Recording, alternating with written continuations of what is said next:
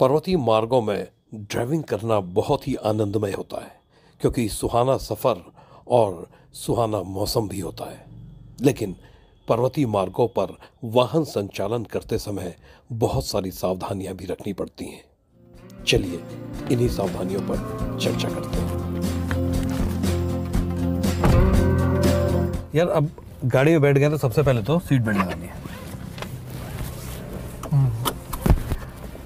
कई लोग ये मानते हैं ना कि पहाड़ों में सीट बेल्ट नहीं पहननी चाहिए। बहुत सारे लोग ये लॉजिक देते हैं कि भाई गाड़ी गड्ढे में गिरी होगी तो हम कूद जाएंगे, सीट बेल्ट पहनी होगी तो नहीं। But this is totally wrong. पहाड़ में भी सीट बेल्ट उतनी ही उपयोगी है जितनी प्लेन्स में है या मैदानी सड़कों में है।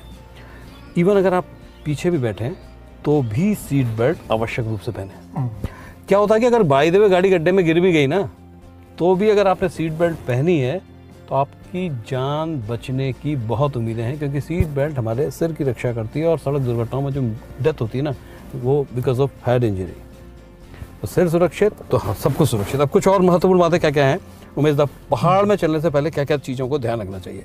अगर आपको कोई भी एडजस्टमेंट करना है, जैसे सीट एडजस्टमेंट करना है आगे पीछे, चाहे वो विंड स्क्रीन वाला रेयर व्यू हो या साइड रेयर व्यू हो, ये पीछे कुशन का एडजस्टमेंट करना हो, स्टीयरिंग का एडजस्टमेंट, ये जो भी करना है आपको एडजस्टमेंट, वो चलती गाड़ी में नहीं करना है। पहाड़ों में पहले ही कर लेना है। पहले कुछ चीज़ें और हैं, अपने डैशबोर्ड के आगे देख ले कोई चीज़ ना पड़ी हो, क्योंकि जैसे टर्न में गाड़ी टर्न करेगी तो वो चीज़ मूवमेंट करती है।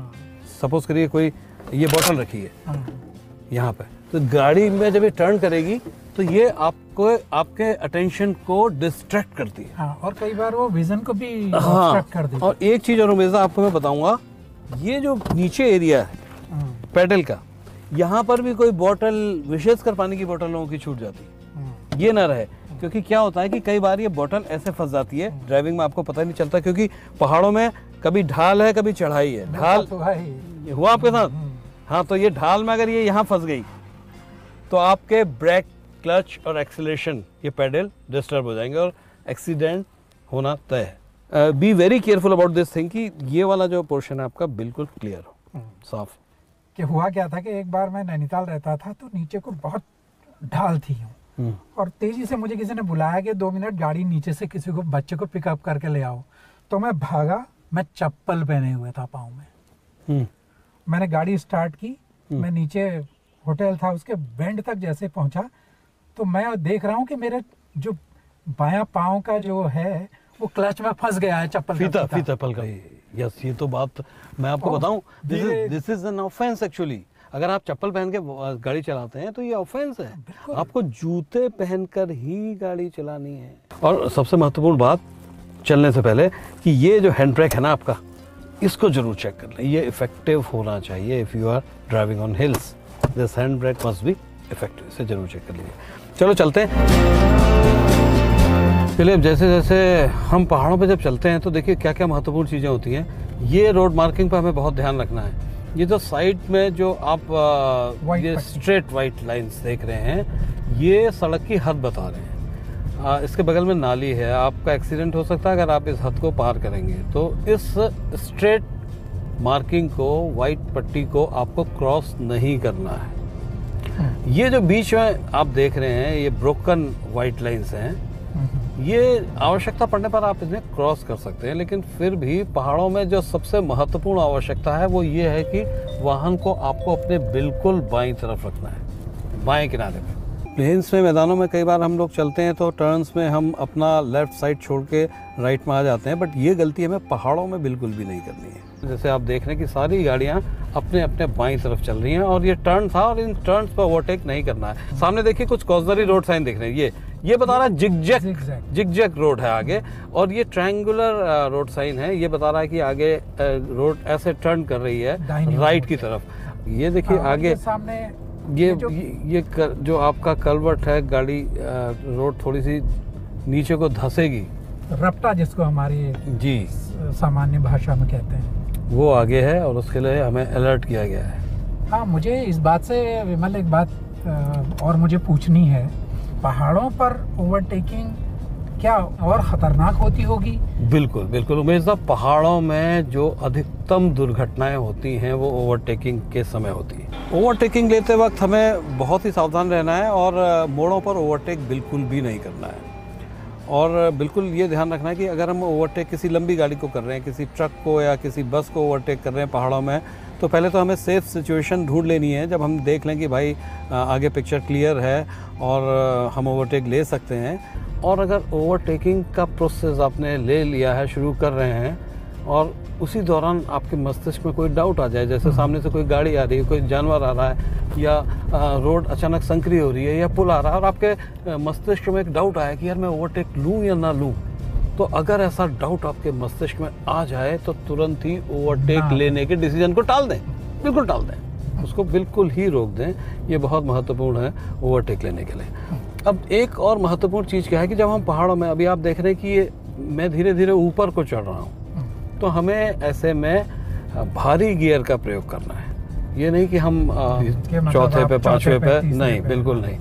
आपको हैवी गियर का, भारी गियर का प्रयोग करना है जिस समय आप चढ़ाई पर चढ़ रहे हैं। इसी तरीके से जब आप उतर रहे हो तो उसका फॉर्मूला सिंपल ये है कि जिस गियर में ऊपर चढ़ते हैं उसी गियर में उतरिए। जो हमारा इंजन होता है वो जब गियर में गाड़ी होती है तो वो भी ब्रेकिंग जनरेट करता है, वो आपकी व्हीकल पर आपका कंट्रोल बना के रखता है। और पहाड़ों में व्हीकल पर कंट्रोल बहुत ज़रूरी है।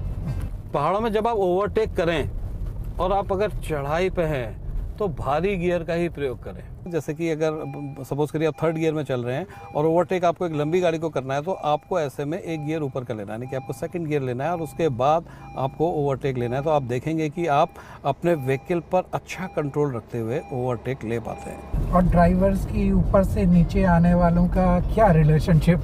हाँ, ऊपर से नीचे का रिलेशनशिप ये है कि चढ़ती गाड़ी को प्राथमिकता दी जाए। यानी कि अगर दो गाड़ियां आमने सामने आ गई हैं और रोड संकरी है, आपको क्रॉस करना है, तो जो गाड़ी नीचे को उतर रही है वो रुकेगी और जो ऊपर को चढ़ रही है वो चलती रहेगी। ये नियम है पहाड़ में चलने का कि चढ़ती गाड़ी को प्राथमिकता दी जाए। मोड़ों पर कभी भी गाड़ी पार्क मत करिए। इनको देखिए, बिल्कुल गलत तरीके से इन्होंने वाहन पार्क कर रखा है। इनकी गलती के कारण यहाँ पर दुर्घटना की संभावना है, क्योंकि इन्होंने मोड़ पर और पूरा रोड घेर करके सड़क पार कर रखी है। तो पहाड़ों में ये बात बहुत ज़रूरी है, पार्किंग किस तरीके से की जाए। पार्किंग बिल्कुल सड़क को छोड़ते हुए की जाए, और पार्किंग से जब भी बाहर को निकले ना तो प्रॉपर इंडिकेटर देते हुए। जैसे ये है पार्किंग प्लेस, यहाँ पर आप अपनी वाहन को पार्क कर सकते हैं, लेकिन मोड़ों पर पार्क मत करिए, बिल्कुल भी पार्क मत करिए, क्योंकि जो विजिबिलिटी है वो प्रभावित हो जाती है, डिस्ट्रैक्ट हो जाती है। रोड साइन देखिए, ये रोड साइन ये जो बता रहा है कि आगे पत्थर गिर सकते हैं। तो ऐसे समय में क्या करना है, आपको गाड़ी चलाते चलाते एक नज़र इन पहाड़ की तरफ भी रखनी है कि कोई पत्थर गिर तो नहीं रहा है। एक और महत्वपूर्ण बात, मोड़ों पर हॉर्न दीजिए। वैसे तो honking is not good, but जैसे ये मोड़ आ गया, पूरा अंधा है, यहाँ पर मुझे हॉर्न देना है कि सामने वाला भी अलर्ट हो जाए कि हाँ भाई एक गाड़ी सामने से आ रही है।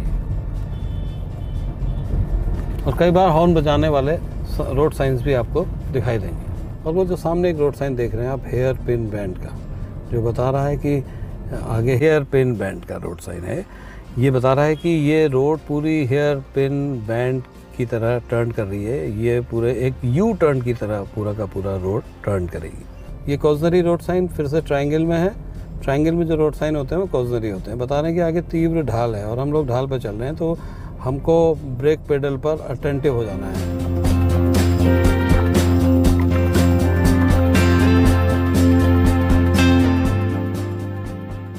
वैसा कैसा रहा? वंडरफुल। पहाड़ तो आप आते रहे हो? हाँ बिल्कुल, हर हफ्ते आ जाता हूँ, और बल्कि पहाड़ों पर तो उम्र बीती है, लेकिन इस बार का ये बहुत बढ़िया अनुभव रहा है मेरा तुम्हारे साथ आकर के, क्योंकि रोड सेफ्टी के कुछ ऐसे एरियाज़ थे जिनके बारे में मैं इतने गौर से सोचता नहीं था, और उन रोड साइंस के बारे में भी साहब यहाँ पत्थर गिर रहे हैं आगे, मैंने कभी गौर नहीं किया था, या वो जिगजैग किस तरह से है वो मैंने कभी सोचा नहीं था।